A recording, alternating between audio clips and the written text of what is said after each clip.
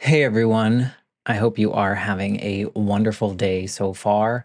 I am just dropping this special little clip into all the episodes. So, no matter what episode you're listening to, this is actually pretty current as of July 2024. I wanted to come on here and just say a big thank you to Earworthy because the Life Shift podcast was just named the best overall podcast of the year in the first Earworthy Independent Podcast Awards. And you've probably seen some articles written about the Life Shift podcast before, written by Earworthy. And now he is launching from his online publication, he is launching these yearly winners of independent podcast awards. And these are specifically for indie podcasters. We are those that wear all the hats. We create the show. Some people write the show. We're producers, sound engineers. We troubleshoot all the tech. We do any kind of research if we need to. We host the shows. We distribute the shows. We do all the things that relate to our shows because we love it. And it's so nice to see my name in a list with some other amazing podcasts like Multispective, which won Best Life Lessons Podcast. Salad with a Side of Fries won Best Health Podcast. Bippity Boppity Business won Best Business Advice Podcast. And there are so many more. And so I just want to come on here and say thank you to Earworthy for not only doing these awards every year and just honoring some of us indie podcasters that sometimes feel like we're just shouting into the void, but we're not. We're just doing what brings us joy, and hopefully through that work it brings other people joy. In my case, for the Life Shift, I hope that each episode finds the ears that needed to hear it the most so that they feel a little less alone in their circumstance. But also, Earworthy writes all these amazing publications pretty much weekly, every week, every weekday, I should say, where he writes on Blogger, Medium, Substack, Tumblr, Vocal, Many Stories, and for other places. And he really just highlights the independent podcasters. So thank you, Frank, for everything you do with Earworthy and for recognizing all of us in the first Earworthy Independent Podcast Awards. If you'd like to read more, please head to medium.com/EAR hyphen WORTHY. Thanks again and enjoy this episode. And I started to accept that I am doing hard drugs on probation and that I'm not invincible, right? As every teenager thinks. I'm like, Evan, this is going to end one of two ways, brother. You're going to die or you're going to go to jail. One of those sounds a little better than the other one, but I wasn't really planning for either of those things. And those are the routes. One of those is what I was heading down. Everything changed after that. I'm not saying it was perfect, but I made a decision that day that if I can't change for myself, I got to change for the people in my life that love me and care about me and have had my back. My guest this week is Evan Transue. Evan's a dedicated mental health advocate. He's a public speaker, and he's the host of Health Detective Podcast. In our conversation, Evan shares his personal journey of really overcoming panic attacks and depression and eventually substance abuse, and how all of these experiences led him to become this advocate for mental health. We talk a lot about the impact of societal stigma on mental health and how this really influences someone's understanding of their own journey through mental health. Evan's experiences, which he shares with total honesty and bravery, underlines the importance of understanding different coping mechanisms in dealing with these particular struggles.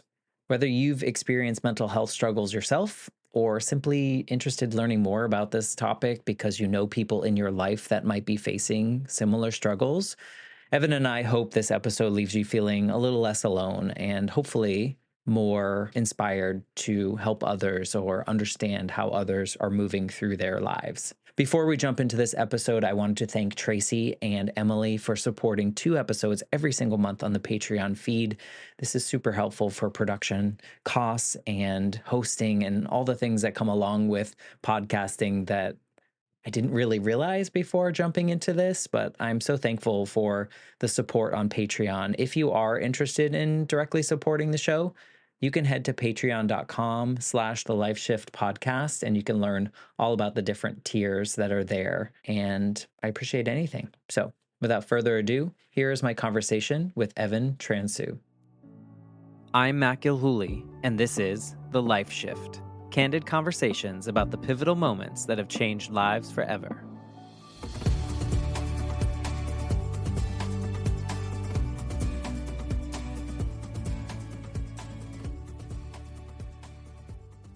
Hello, my friends. Welcome to the Life Shift Podcast. I am joined today by Evan. Hello, Evan. Hey, thanks for having me.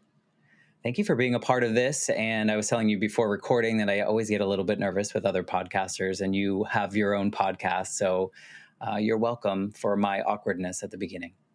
That's all good. You think you'd be most comfortable with us, but then you said you're worried about hey, we know what you're doing wrong. Everything looks good to me. I only got the neon sign probably a few weeks ago, just to be clear. So your setup already looks better than I have for the last 4 years.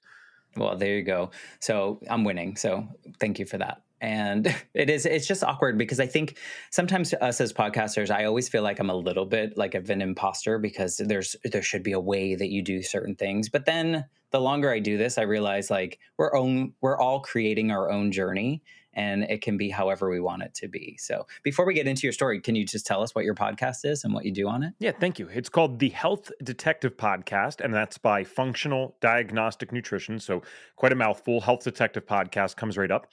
And what we do there primarily is we interview people who have been through usually kind of insane health challenges and then have overcome them through functional medicine. So not that I'm necessarily against what I'm about to say, but it's not hippie woo woo. I mean, these are doctors, nurses coming on, sometimes just average Joes like myself who have health stories, but very much sticking with the science-based stuff and how we can utilize certain things to heal from otherwise seemingly incurable or unresolvable chronic diseases. So it's very cool for people out there suffering with maybe chronic health issues, autoimmunity, even cancer. So it's the Health Detective Podcast.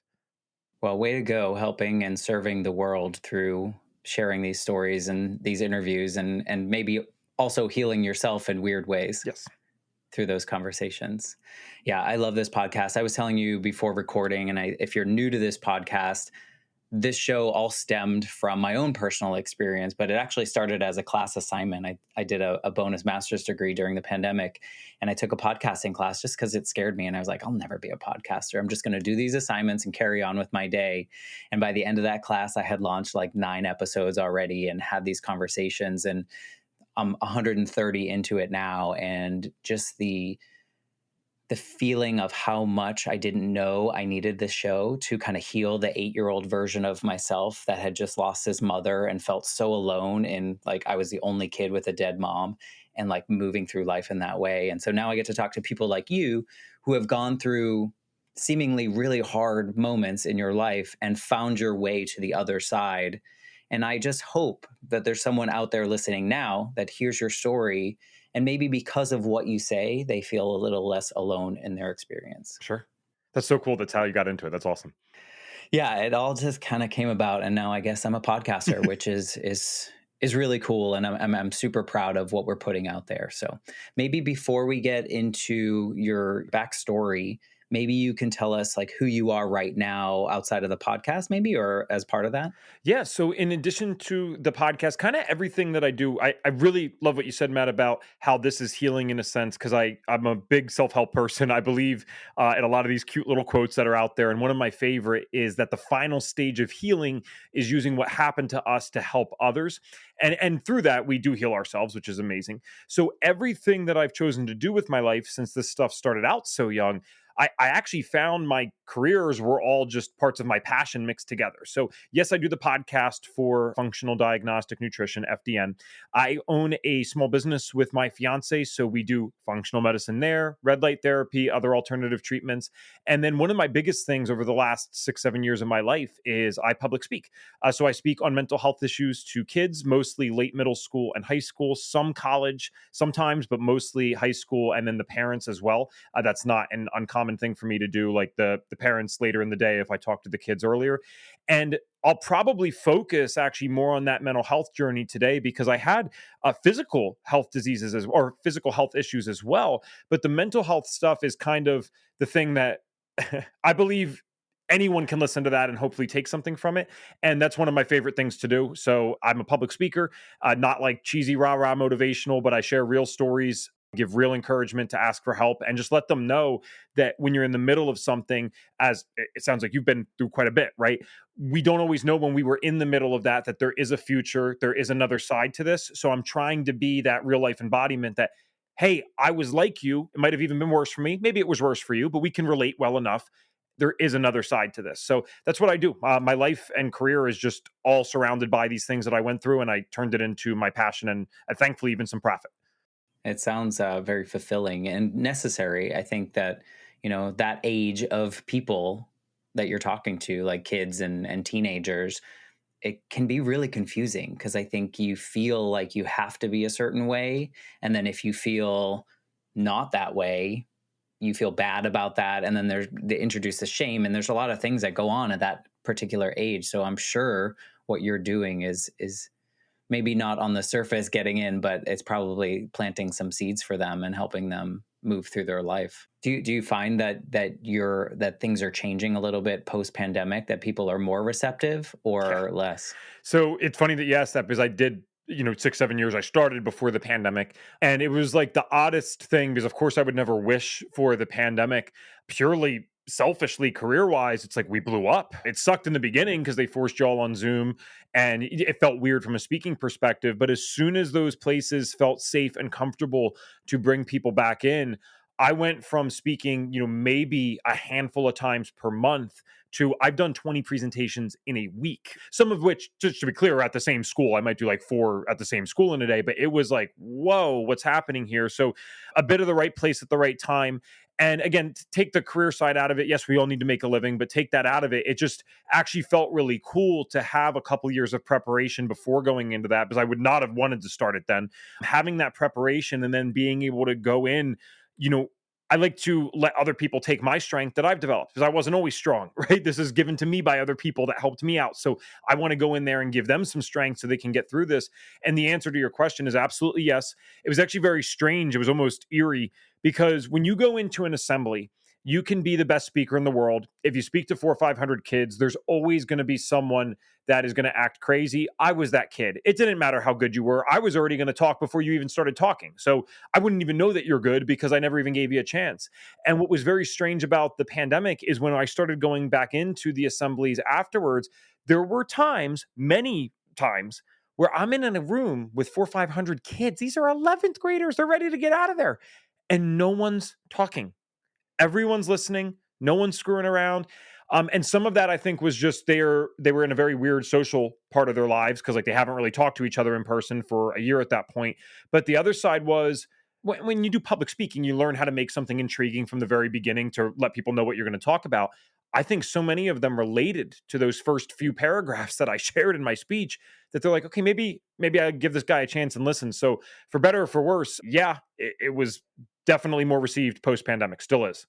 Yeah, I feel like the people around me also are just more in tune with themselves, and there's more awareness in general of like how they're feeling and how things that maybe they pretended served them before, now they're like, no, that's not, I no longer allow that in my space. And so I was just curious if kids feel that way too, because it's a global trauma that everyone kind of went through. So there's this shared trauma that I think we all have that we can attach to and hopefully move through and move past Yeah, in some way. I mean, Matt, there's clubs on it now. I was amazed. Like you're sitting there with, because Like at I school? was, yes, I was always like middle ground popularity. A lot of kids didn't like me. Some kids liked me, so it was not the worst. It wasn't the best. I certainly knew what it was like to be discarded by the most popular kids. Is my point. And you're going into schools, not every single one, but a lot of them were like, dude, there's clubs with 40 kids that are coming to talk about mental health, and it is totally accepted. The coolest kids in the school, no problem with it. They support I it. love They'll it. come up after the speech and let me know that they even have that in their school. So it is, again, I really use this phrase a lot, for better or for worse. I'm not sure, because there's so many bad things that happened as a result of this. But I think we really might have seen the worst of the mental health stigma ever in the years prior to the pandemic. And I do think it's all upside from here. More people are dealing with it. I get that. But I think we might have permanently changed the stigma around this stuff into more of a positive direction, when it historically really has just been getting worse and worse to some degree, because so many people saw it, so many people experienced it. It was just like, it's stupid almost. There's no other way to say it. It's just stupid to be stigmatizing it because you know someone in your class, you know someone in your friend group who's dealing with this. Doesn't matter if you're the least popular or most popular kid. So yeah, they're widely open to it. It's really astounding.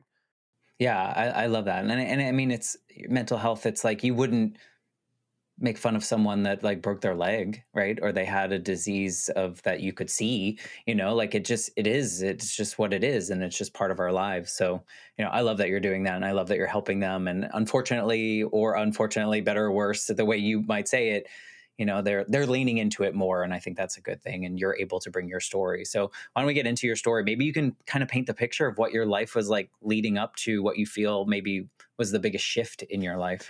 Sure. So everything started at 5. I have a bit of a different story. I don't think it's the most unique thing in the world, but it is different from the norm in the sense that I didn't actually have a lot of bad things happening to me when I was younger. Like what you've already described, I just met you, but what you've already described, I mean, that's tragic, right? I can picture what happens because of that. Whereas my life, two-parent household, only people they've ever been with, married still to this day for 30 plus years, treated well, middle class to upper middle class, depending on the year.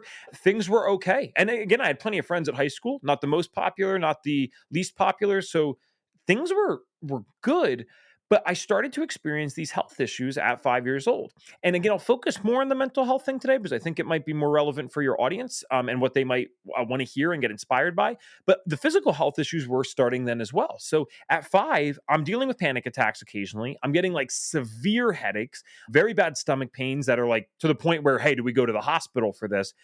But they didn't happen every day. This kind of stuff probably only made up, 5% of my existence at 5 years old. And that means the other 95% of the time, I was a goofy, happy 5 year old that was doing 5 year old stuff.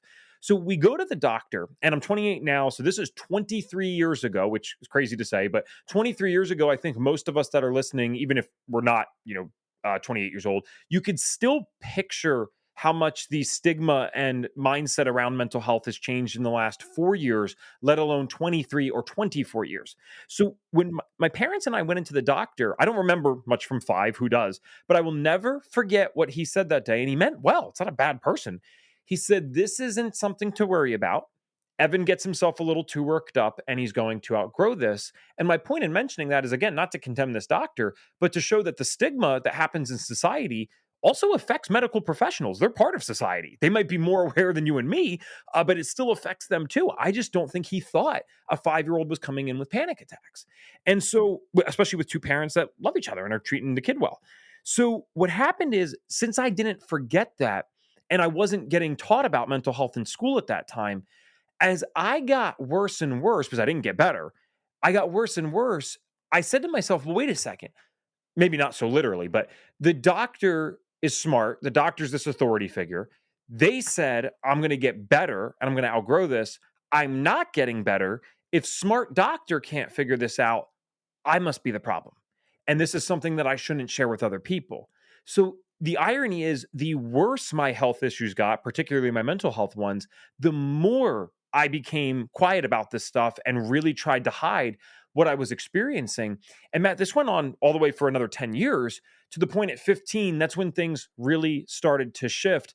This wasn't something that I could hide and still maintain some level of normalcy. Like up until then, I had many bad days, but I could do well enough in school. I was straight A's when I was younger. I sucked at sports. It was all a school type of thing for me. I went from straight A's to like A's, B's, maybe an occasional C plus, but nothing, that I'm getting in trouble at home with.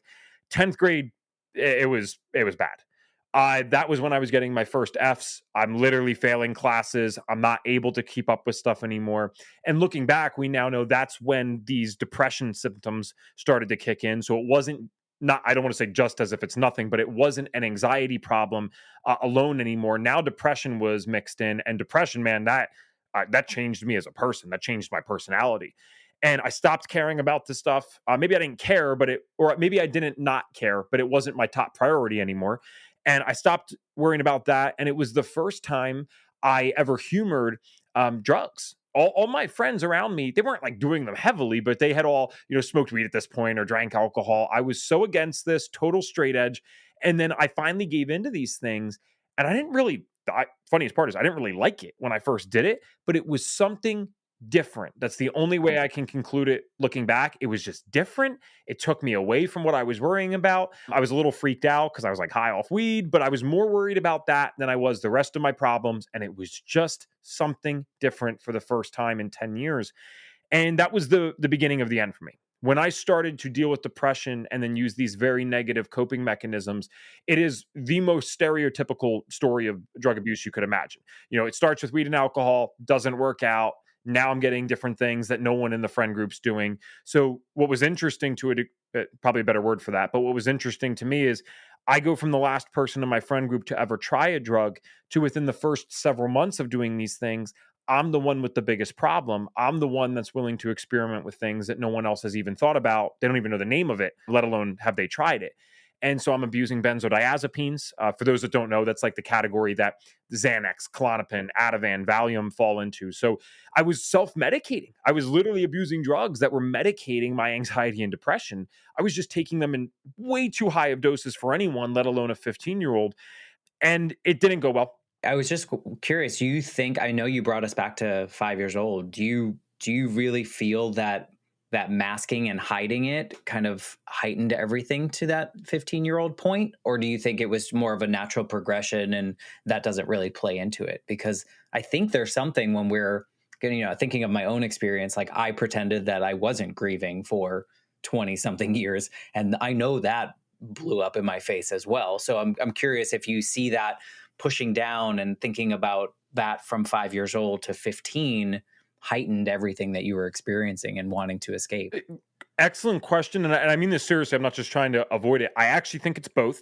And the reason is because from my functional medicine perspective, which, we may or may not get to in depth today, it doesn't really matter to me, but I don't deal with these things anymore. I've not dealt with them in years. And a lot of that was getting my health under control and figuring out what we're doing wrong in today's world. But at the same time, the stress of over time thinking I need to hide who I am, losing my identity as this once like nerdy, happy kid who would have like, if someone else was being bullied, I would have stepped in and stopped that. And now at 15, I'm the one being the a-hole to everyone. I'm miserable. I'm embarrassed that I'm good at school. Like it was just the stress from that 100% made it worse too. So absolutely. And it's like a compounding shame that comes with it too, because you're like, I should be this way, but then I'm not, but then I'm a jerk. And then you have the shame because you're that way. And then I can understand that. Plus, let's not forget, like as a teenager, you also have all these other hormones and things changing in your life. And so like everything, I can see how that would kind of lead you in the way that it leads other people as well. So it's not like you were unique in this situation in which you found something to mask or help or hide or escape. I guess maybe those drugs were really your escape. Were they helpful? Like in the sense of when you would take them, were you not as bad in your mind? See, Matt, that's a question a lot of people don't ask, but it needs to be asked more because people don't do things that don't work. And I think there's a lot of ignorance around drug abuse and why people do these things. You didn't just do it because you were bored and then you continue to do it. Oh, it's not working, so I'm going to use it every day. That doesn't even make sense, right? So, what you just asked, I think people need to be more open to because drugs weren't the problem. They were a piss poor solution to my problems. And when I first did it, like I said, it actually was uncomfortable. I felt very uncomfortable and anxious with the idea of being high, especially off marijuana, but it was distracting. The worst thing I ever took was a Pralazam, Xanax, because that actually does reduce anxiety in probably 90% of people that take it. So I was no longer anxious. That's for damn sure. When I took that, I felt no fear. I was crazy with what I would do on that. But again, you're trading problems because that was at the cost of one, I mean, completely blacking out, not remembering what I was doing some nights. Extreme bouts of anger would come from that. And I don't even remember it. So you're getting into fights with people or causing issues somewhere. And then you wake up the next day and they're like upset or someone's saying something to you and you have to play it off like you even know what the hell they're talking about and take responsibility for something you don't even remember that occurred. So, But then you run from that too, yeah, right? Then you of just take more course. Xanax or you take more whatever to kind of mask that, right? And it just You're living becomes in a your own cycle world. of some sort, Yes. right? Right. And then at some point they don't work, right? Maybe, or they don't do as good of a job of hiding things. And then you add other things or try new things. Or is this just you were seeking out things just because? No, the second option, or the second thing that you proposed is you nailed it, right? You start with weed, right? And you smoke it all day, every day. And then it almost just feels like you're getting like zoned out. It's not even that you're high anymore. So then the Xanax gets mixed in. You need higher and higher. The one major problem with that drug, even from a legitimate Western medicine therapeutical side of it, is you build a tolerance to it rapidly. I mean, if you take that at a normal dose for 2 weeks straight, you'll already find that the same dosage is not doing what it did on day one at day 14. So it's very scary. And there's a lot of controversy around using that for a variety of reasons. That's why they were intended to be used short term. But so what I did is like, okay, that would work. Or maybe I couldn't get it because it was kind of hard to get at 15 where I lived. And so I started trying these different things. Like I actually didn't like drinking that much. I never did. It felt weird to me. Not even anxiety provoking. It's just like I didn't feel good. I got a headache easily, stomach upset. I couldn't handle it. But I'm like, oh, well, wait, if I, smoke weed and take some Xanax and drink a shot or two with it, now I can, potentiate, I didn't use that word at the time, but potentiate these other things that I'm taking. It's a new combination, new feeling. So yeah, it's like I try to take more and more, but the goal, and I didn't admit this at the time, but looking back, it's obvious. The goal wasn't even to really get high. The goal was I wanted to black out because I didn't want to deal with anything. No, I mean, that totally makes sense. I mean, at some point, does the anxiety grow when you can't find that blankness? Like I feel like at some point when you're used to these things, or you're trying new concoctions and stuff, then the thing you're trying to run from becomes the thing that's now part of your life, trying to get you to the next. Like, I'm not trying to, I mean, it's not funny, but I mean, like it's ironic in a sense of like, you're anxious, so you're trying to blank out, basically find a blank space, but then you can't reach it. So then you get anxious that you can't reach it, and things just kind of snowball from there.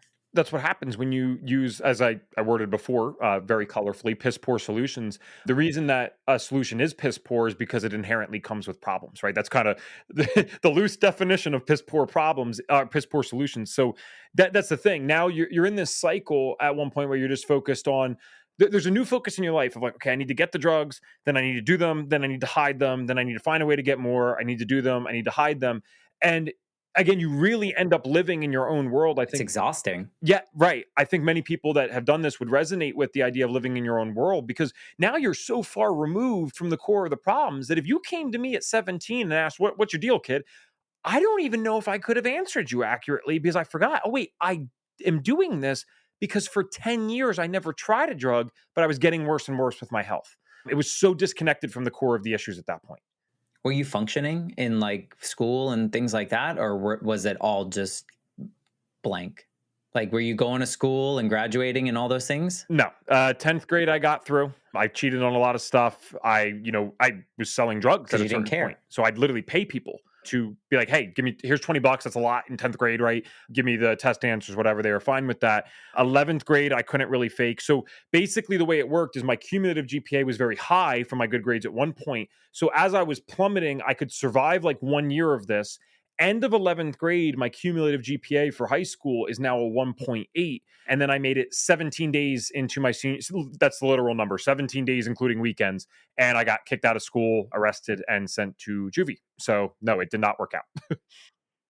Is that a breaking point, or is that just a bump, a speed bump? Well, you know what? That's probably a point worth sharing. So if I can, I'll probably go into that a little more in depth. And then the rest of this is probably purely. This is your story, so Thank you. So after getting kicked out, that was definitely a wake up call to me. It was like an earthquake shock factor because nothing bad. Like I hadn't really experienced a lot of consequences. I was getting away with this at school. I'm coming in high. I'm sneaking by my parents. They kind of know something's wrong. They have no idea to what degree. I was doing crazy stuff. Like we lived in the suburbs, so there's some farms around. Like I was almost too sneaky for my own good because I said, okay, well, they can't catch me at home if I never bring the drugs there. So I had a waterproof backpack, all my stuff in it, even the stuff I'm selling. I'm about to pull into my house at the end of the night. I'd throw the bag into the cornfield and then I'd go home so I could smell, but they can never prove, other than with a drug test, I suppose, what I'm doing. And they would never know the weight of what I'm doing because I'm hiding the stuff as soon as I leave that or I come back to the house. They have no idea what it is. So that was shocking, but it was almost too much at once because within a 2 week span, I end up, like I said, getting arrested, going to juvie, spending my 18th birthday on house arrest because I was turning 18 September 30th. That's my birthday. I'm like, whoa, what is going on? And it wouldn't be for a few more months that I kind of have this major, kind of dramatic aha moment. So this all happened in September of 2013, and I'm on probation now. I've gotten off house arrest somewhere, probably like in late October. So they're giving me some privileges again. And what was happening with those privileges is I was allowed to go out. Like I could go see friends, but I had curfews, all this kind of stuff. It was a very weird situation because I got on juvenile probation 13 days before I turned 18. So when you become an adult on juvenile probation, it's a weird overlap of what you're allowed to do and not do. So New Year's Eve came around that year. And I've skated by for another 3.5 months. I am not using drugs every single day, but I am using drugs on probation. I went to the doctor as an 18-year-old young man who can go to the doctor privately and got a prescription for Xanax. I told him I had anxiety, which was true. And so now I'm prescribed the thing that I'm getting drug tested for, and I can fail that test, and there's nothing that they can do. I mean, it was really insane. And New Year's Eve, again, I want to make this clear for people because I don't have enough time to explain everything today. It's not like my parents or probation officer are dumb, but what the whole point of probation is, ideally, even though this doesn't happen very often, is some type of genuine rehabilitation. So there are little deals that are made. It was, okay, well, you can go out on New Year's Eve because you are an adult and you are going to be off probation, hopefully sooner rather than later. And we're going to need to make sure that you can go live in these environments again and do these things without going back to how you used to be. So, yeah, you can go out. Here's the rules, though. Mom and dad drop you off. Mom and dad pick you up. If they accept that, then you're allowed to do this. So my mom and dad were going out anyway. They're not big drinkers. They're like, okay, cool. We'll pick him up. He seems like he's doing well. They all thought I was doing okay. So I go out on that New Year's Eve, Matt, and I made it about 10 minutes into hanging out with my friends before I just started drinking and doing drugs, just like I always did. The most obvious thing possible, it's New Year's Eve, for gosh sake. I get picked up by my parents at 12, and we get in the car. I haven't mentioned we yet. So we is myself and my girlfriend of about 4 years at the time. I won't mention her name on this podcast. And so we've been dating already for 4 or 5 years. And I convinced her to do a lot of the same things I did that night, but she wasn't quite as into that stuff. And by not as quite as into that stuff, I mean, she probably did 10% of what I did. So when we get in the car, it's a little more obvious that she's messed up than it is that I messed up. And we made it about 30 seconds into the car ride, like, pulled out of the neighborhood, driving down the road. And she repeats a full sentence to my parents because she's so drunk. Like she answered the question twice. And I'm looking at her across the seat. I'm like, are you kidding me? Like, shut up. What are you doing? This is crazy. She's gone. There is no bringing her back now. She's making it very obvious that something's wrong. And I realize I'm going to jail tonight. Game over. My parents love me, but they're still firm. I'm going to jail. I have never seen them so mad in my life, still to this day, and I don't think I'll ever see them madder, thank God. They slam on the brakes in the middle of the road. My dad turns around and he is screaming at the top of his lungs at my girlfriend. Now, I'm really confused at first. I grew up with a younger sister and I've gotten in trouble with her. So I kind of thought it was one of those things where one of us gets it first, the other one gets it next. And so I'm waiting for them to yell at me. They never say a word.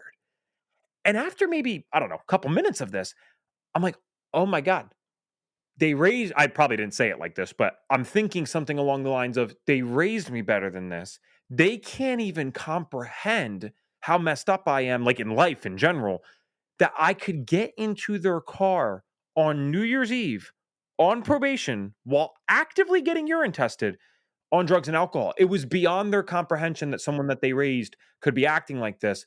So they don't say a thing to me. We drive home in silence. And when we got home, that's where things started to shift. I was very good at blaming other people for my problems at that point. When I said people that abuse drugs live in their own world, I mean, like, you literally live in a delusional world of your own. So I was at fault for none of this. This was all the world's fault. I'm a victim. Why do I have these things? This is everyone else's fault but mine. So instead of taking responsibility for getting my girlfriend, drunk and high that night and her getting caught and saying, oh my God, I'm so sorry, I yelled at her for making it obvious. And when I yelled at her that night, I probably had done a lot of stupid stuff. Nothing physical, to be clear, but you can still hurt someone very bad verbally. I think we all know that too well. I said things to her you don't say to anyone, let alone someone that you love. And the last memory I have of this person is her just crying for about an hour straight before, you can call it went to bed, but it's really just passed out. And when I woke up in the morning, Matt, I realized she had already left. Now, this was not like her at all. This was very weird. And I'm starting to remember the things that happened the night before. I wasn't blacked out the night before. I was conscious of what occurred. But I'm like, dude, this is whoa, whoa, whoa, whoa. You cannot say those things to someone. And I started to actually have this kind of realization moment. I'm like, what are you even doing yelling at this person? You are on probation. She's like 10 notches out of your league, which for those on video, it's not saying much, but she's like 10 notches out of my league. She can go get any guys she wants. And she's sticking with you, getting picked up by your mom and dad on probation at 12 a.m. because she has your back for the last 4 or 5 years while you're going through all this. And you're not telling her a damn thing. Like you're not really explaining what's happening. You better call her, say you're sorry, tell her how much you love her. I don't think I've ever said I love you out loud. I sent like ILY on text for 4 or 5 years. And so I grabbed the phone to go call her. And I'm just going to spit out all this stuff beforehand. I'm not even going to let her talk. I'm just going to say everything that needs to be said. And hopefully she responds well. But I was too late. And she's okay. She's alive. I don't mean it like that. But she didn't answer me. And normally, no matter how bad I screwed up, it was one of those toxic relationships. I could still get her to answer. I could still get her to say something. And it's the boy who cried wolf because I'm finally about to call and say something good after 4 or 5 years, say something productive. But that was just the last straw for her. So it was no more, we're not going to do this calling back and forth thing. I'm done. I need to get away from you. I would have had your back if you were willing to get help for yourself, but you're not even helping you. And now you're hurting me. So this is a dangerous situation. That was my aha moment. That's actually really what I speak about. And when I say an aha moment, I mean a moment where our self awareness comes back, where we've been walking through life with maybe a bad habit or a bad set of choices or an extremely bad set of choices, as was my case, for years and years, and there's no end in sight. And finally, something snaps us out of it. And I started to accept that I am doing hard drugs on probation and that I'm not invincible, right? As every teenager thinks. I'm like, Evan, this is going to end one of two ways, brother. You're going to die or you're going to go to jail. One of those sounds a little better than the other one, but I wasn't really planning for either of those things. And those are the routes. One of those is what I was heading down. Everything changed after that. I'm not saying it was perfect, but I made a decision that day that if I can't change for myself, I got to change for the people in my life that love me and care about me and have had my back. And what I always tell people, is don't wait for those things for an aha moment. Sometimes we're waiting for a sign or a signal to get us in the right direction. I would hope a podcast like this can maybe be that before something really bad happens. Because the truth is, I'm lucky. I'm lucky to be alive and be able to share a story like this with you. So thanks for giving me the space to explain all that. That's kind of the context, but that's what happened. Well, it's kind of interesting too because you were in this victim mentality and then, you had this experience. And I think a lot of people that lived in that victim mentality might, if their girlfriend didn't answer, they might revert back to that victim mentality and be like, see, I'm fine. She's the one that's all messed up, and like continue playing the blame.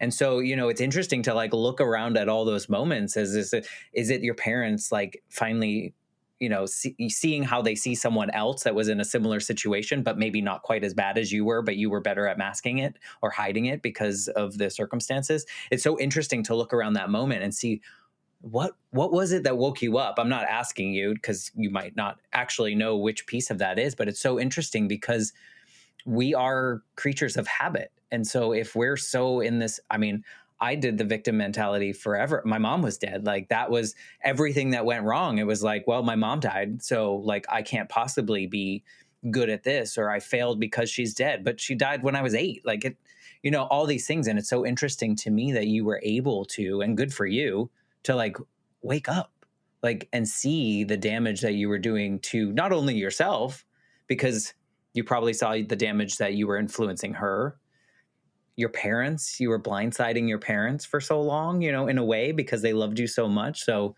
good on you for having that moment. Cause I don't think a lot of people that were in that situation reach that moment. So It's teenage love, Matt. I don't know because it's a good question. And I know it wasn't literal, but I always kind of wonder, still to this day sometimes, was it the icing on the cake with all those situations, or was it that particular thing? Because months ago I got arrested, kicked out, all this stuff, and I still didn't change.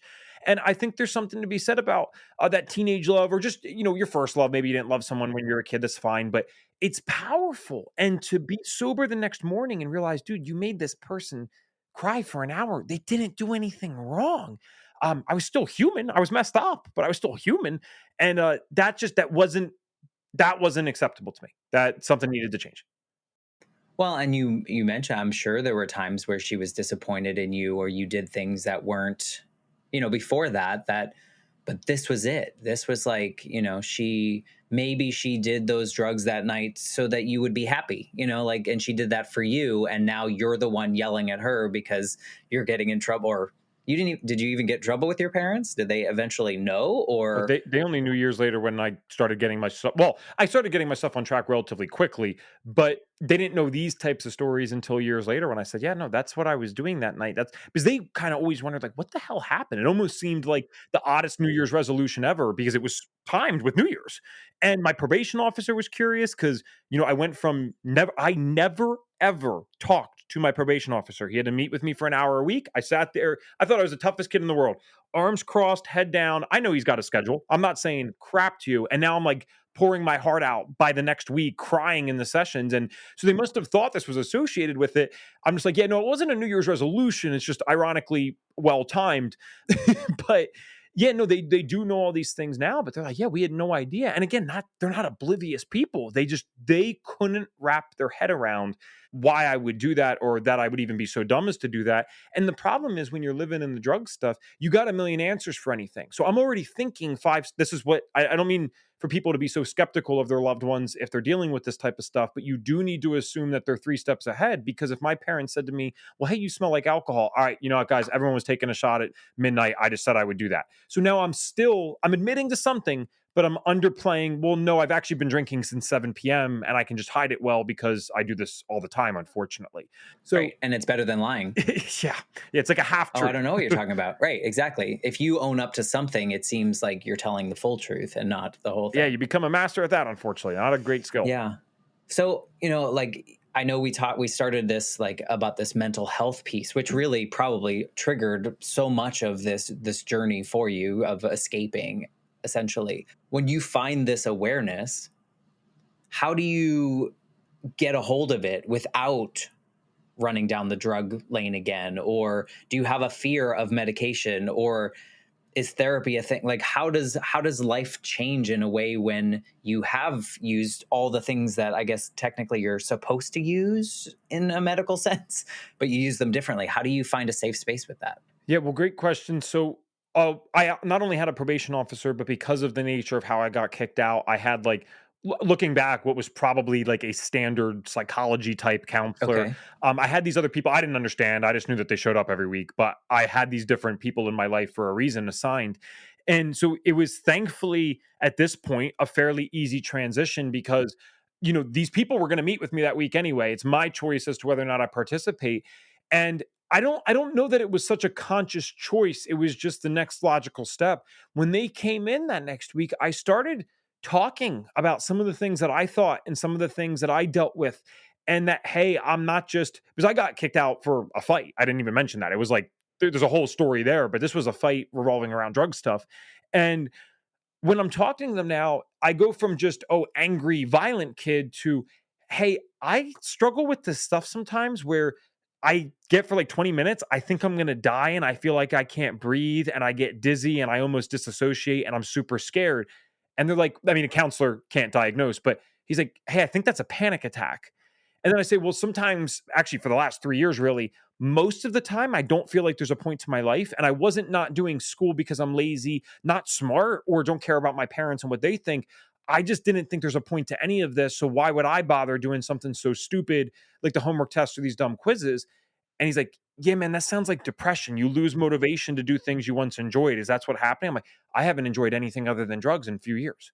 Right. And so I was getting these realizations. And listen, some people could go through this and you might get diagnosed with something that's much less common. It might be, a bipolar, which it's common enough, but it's certainly less common than panic attacks or major depressive disorder. So what was actually something to rejoice in for me with this is as I'm learning about these things that I deal with, I'm finding out because people will lie, but you can go on Google and search the stats. I'm like, there's millions, tens of millions of people who deal with this every single year in America alone, let alone the rest of the world.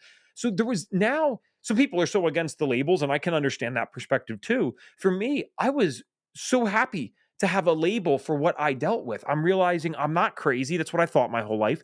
I'm not evil or lacking empathy because people don't understand this. Depression, especially in young males, can almost you can almost overlap this with a lot of antisocial personality disorder things. You might not feel as empathetic. You might be engaging in like low level crimes and stupid drug abuse. So you're thinking that something's like genuinely wrong with you that can't be fixed. It's like, dude, you're depressed. You're miserable. That's why you're numb.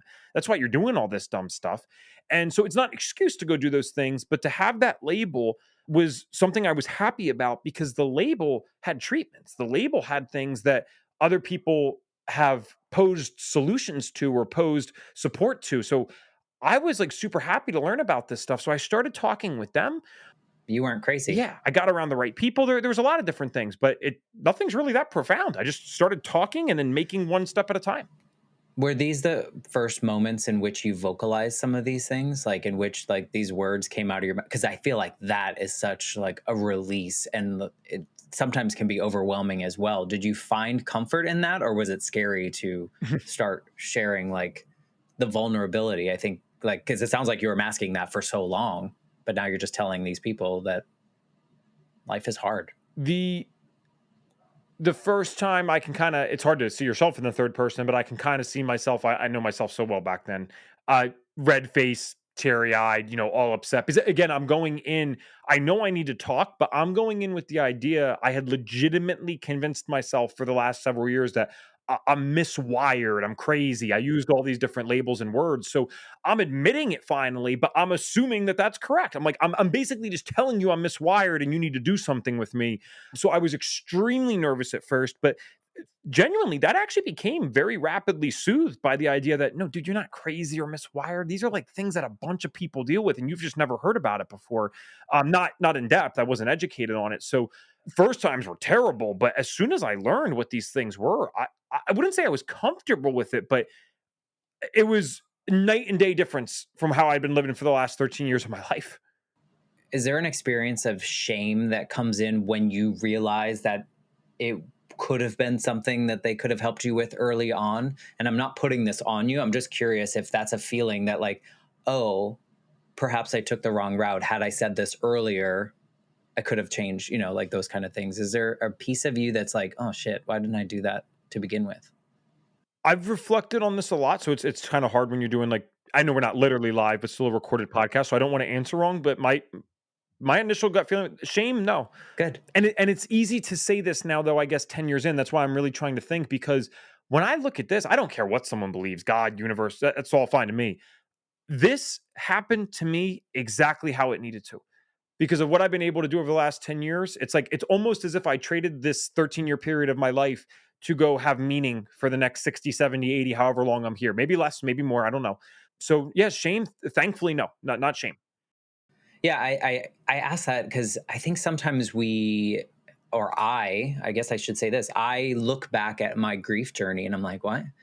I should have done what I did at 30 something when I was 12, like, or when I was 8, all those things. I'm like, all those years that I took hiding from this grief because I thought everyone just needed to see that I was going to be successful. So I poured myself into everything else, making sure everyone else was happy, when really behind all that was just a miserable kid, an 8-year-old just growing up, being chronologically older, but still stuck at Sure. 8.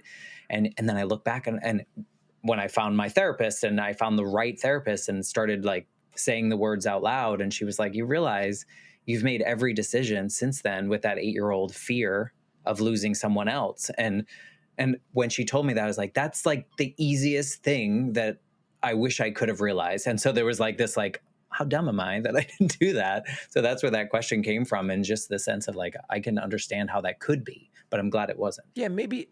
Matt, that's such a good point because, like, I mean, again, we're going 10 years back, and obviously, it sounded like you said you did this around 30, so you're already fully adult, even brain wise. It's like, my gosh, 18 to 25, your brain's still developing. I'm still getting out of being a literal kid and teenager.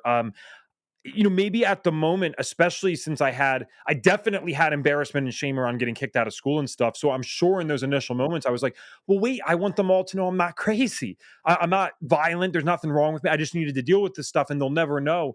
So, full transparency, and I've never really reflected on this in depth. I'm sure part of my journey, especially speaking in schools, was deeply personal in the sense that not only do I want to help other people, I want to prove to myself, I want to prove to others that no, no, no, I'm not crazy, man. I can go help people. I had something wrong. And I don't think that should be one's primary motivation, but I don't think it's inherently bad either to have 10, 20% of it be, hey, no, I want to prove to myself and others I can do this. I think that's okay. Maybe I'm wrong, but if it's not the only reason, I think that's appropriate. So yeah, looking back, it's like there was probably a lot in that initial stage of like, no, I want to finish my senior year. This was supposed to be the only good year of schooling from 5 to 18, and I don't even get to enjoy it, right? So yeah, there probably was something back then, but thankfully now hindsight's 2020. But I wouldn't. The only thing I would change is how I affected other people negatively. I wouldn't. I would do this 10 times over to get to experience what I've experienced in the last 10 years. And it's weird to say that, right? I think like on the surface, it sounds really odd to be like, yeah, I would go through all of that and I would hit all these bumps in the road. And I even look back at like, I would not be this version of me had my mom not died, had I not struggled with grief for so long. And so would I change it? Probably not. Do I have some like regret that I didn't fix it earlier? Probably, but I wouldn't be who I am. I wouldn't have formed these particular relationships that I have or have this opportunity to talk to you, whatever that might be. And so yeah, it's weird to like think of these like pretty shitty moments that were like, yep, I'd do it again. And I learned from it in a way that, is hopefully helping myself, but also helping the people out there. And it sounds like you are like daily helping these people move through their life and maybe avoid some of the things you did. Well, Matt, that's kind of what we were talking. That's how we started all this, right? We talked about turning that passion into a purpose, and using the final stage of healing is using what happened to us to help others. I over the last year, because my fiance and I we did get engaged during the last year, and so there was a lot of different stuff changing financially. I spoke. The most I ever spoke was go a year back, March of 2023. The 5 years prior to that was like packed. And so I said, all right, I need some time off. I'm not going to do as many. So I only did like one a month, which was crazy because, again, I've done 20 in a week from pretty much March to June of that year. And I've only done some things here and there. And it's a very timely podcast because I'm realizing there is a hole in my soul, my friend, by not doing that. So I need to get back out there. And I'm working on that. But by taking that break, it really helps me reflect on how much doing what I do makes sense of all this. And I don't think that's bad either. I don't think it's bad to, rely on your mission and rely on your work. Not for a paycheck, but for the sake of getting some meaning and clarity to what goes on.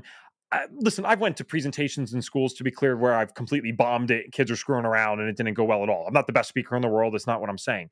But you do enough of them, you're going to get lucky. And there are presentations, and this is one of the best ones ever. Is in my hometown, my school district finally let me back in after like 7 years. I think I was 25. Well, no, damn, I was probably 26 when they let me in. So almost 8 years after this all happened, and an eighth grader at, well, I'll just say one of the middle schools that I spoke at, because there was several in the district, came up afterwards. This is like a movie. It said nothing else. I swear on my life, this is the truth. He grabbed my hand, eighth grade kid, shook it and said, I think you just saved my life. Thanks for coming in today, and walked away. And that was it. When you have that, Job done. I can never speak again. Everything that you ever went through, you like, yeah, job done. You're right. Everything was worth it just to be able to do that one thing. If someone could go at 15 and tell me, I don't know if I would have had the mental capacity to comprehend this maybe at 15, but if someone said at 15, hey, I need you to hang in there because one day you're going to be the person where someone's coming up to you at 14, 15 and saying, you just saved their life. I just need you to hang in there. Again, you can't know that at the time, but looking back, yeah, I'll do that again. Absolutely.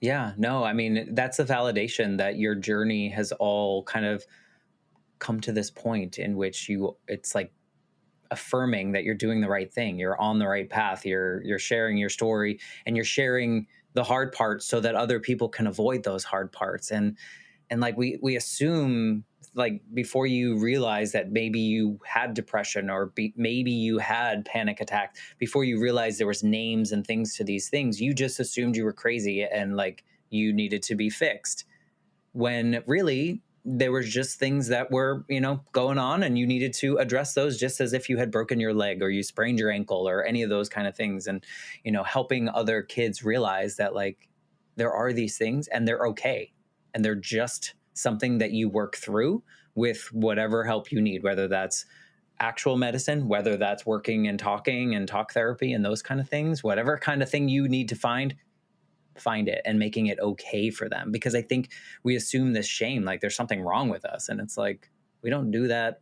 When we cut our finger, we're not like, oh God, something wrong with me. Like you deal with it and you fix it, and you help yourself. So I'm glad you had that experience, though, because I can't imagine what that felt like when you got back in your car and you're just like, damn, like, Yeah. it's like a wave. Yeah, I don't know if I can comprehend it still to this, because you're like, what does that mean? What does it mean when you say that? What were you gonna do? I don't know. I don't know. But And maybe he didn't know. right, yeah, it just makes it all worth it. That's cool. I don't even care if he's lying. It's still, it keeps you going, because those, I mean, again, speaking to kids, the only worse audience than that is inmates. They're waiting for you to fail, my friend. They want you to screw up and do something stupid on stage. So when you just know even one's listed, I'll go through 50 bad presentations where someone's throwing something at someone else, or rubbing boogers on their classmate, just to get that one. So, and that's how it works, right? You even just, sharing your story and being, because people, they hold these things in for a while, man.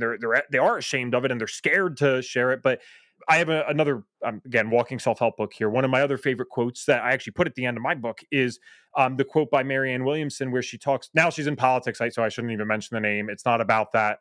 This was years ago when I wrote it. But she says, as we let our own light shine, we unconsciously give permission for others to do the same. As we're liberated from our own fear, our presence actually liberates others. Ooh, man, I love that one. Like, it's so cool. And it encourages us just to live as ourselves and be our full, authentic selves. Because, listen, the bottom line is, the greatest people of all time, the Buddhas, Gandhis, Mother Teresa's, Jesus's, they were all hated by someone. So no matter how good you and I are, Matt, we're probably going to be hated by some people. So we might as well just be ourselves, let our own light shine, because that's going to give other people permission to do the same. Well, it also makes life a lot easier if you can just be yourself and lean into it, right? And not have to mask things or not have to hide things. And just like, that first time you were honest with them and be like, these are the things I'm experiencing. Like, after that aha moment, and you're like, this is it. And they're like, oh yeah, well, here's actually what's happening. Probably. Why don't we just look into that? And you're like, oh, I could have said this 5 years ago, and like, it would have been a different path. But we all take these paths for whatever reason. But it sounds like you're doing good things with it. You kind of jumped the gun on my final question, but I'm still going to ask it. I'm curious if you could go back to, Evan, when you and your girlfriend got in that car, or were about to get in your parents' car that night. Is there anything you would say to Evan, not to your girlfriend, but to that version of you? Right before the car?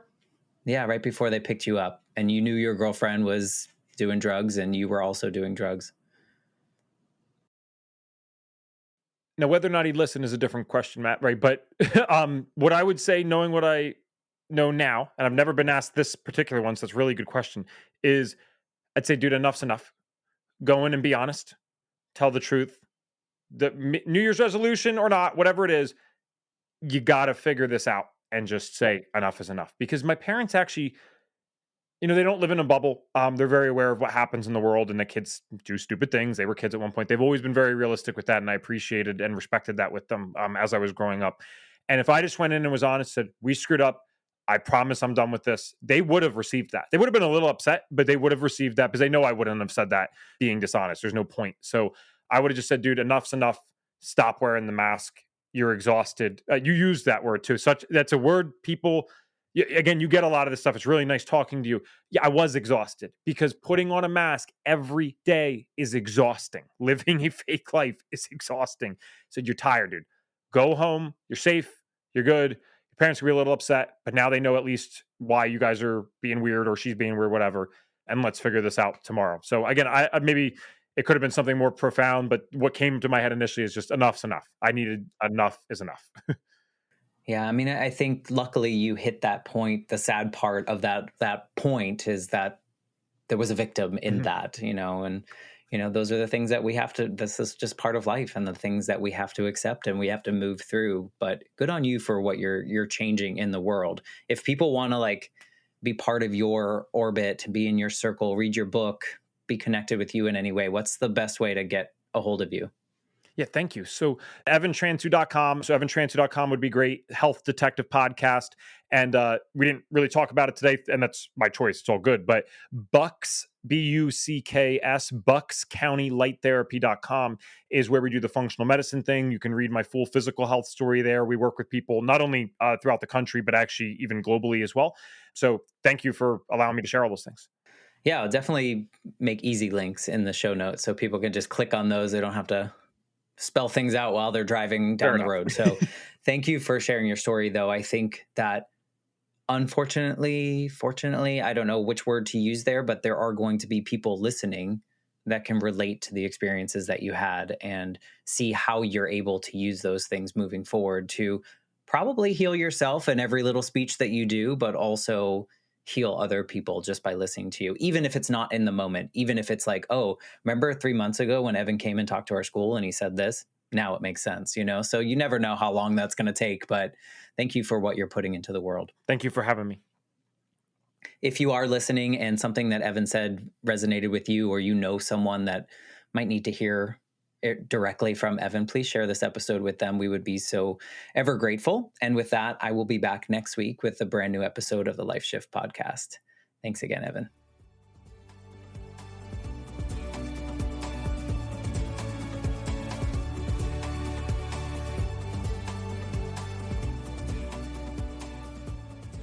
For more information, please visit www.thelifeshiftpodcast.com.